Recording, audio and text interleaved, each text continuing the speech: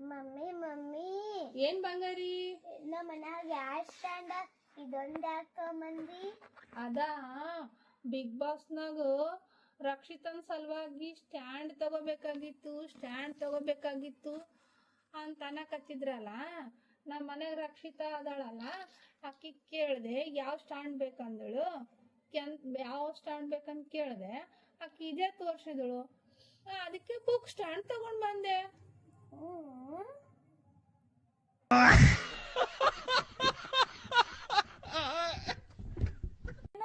ಅಣ್ಣ ಅಣ್ಣ ಎದ್ದೇಳ ಅಣ್ಣ, ಅಣ್ಣ ಎದ್ದೇಳು, ಅರ್ಜೆಂಟ್ ಅದ ಅಣ್ಣ. ಏನು ಅಣ್ಣ ಏನಾಯ್ತು ಅಂತ ಕೇಳೋಣ. ಏನಾಯ್ತು? ಹೇಳಿಕ್ಕೆ ಏನೂ ಇಲ್ಲ, ಹೇಳಿಕ್ಕೆ ಅದೇ ಇಲ್ಲ, ರೀಸನ್ನೇ ಇಲ್ಲ. ನೀನು ರಾತ್ರಿ 12 ಆಗ್ಯದ, ಇವಾಗ ರೀಸನ್ ಇಲ್ಲ ಅಂತ ನನಗ್ ಮಕ್ಕೊಂಡಲ್ಲಿ ಬಂದದ ಅಷ್ಟೇ.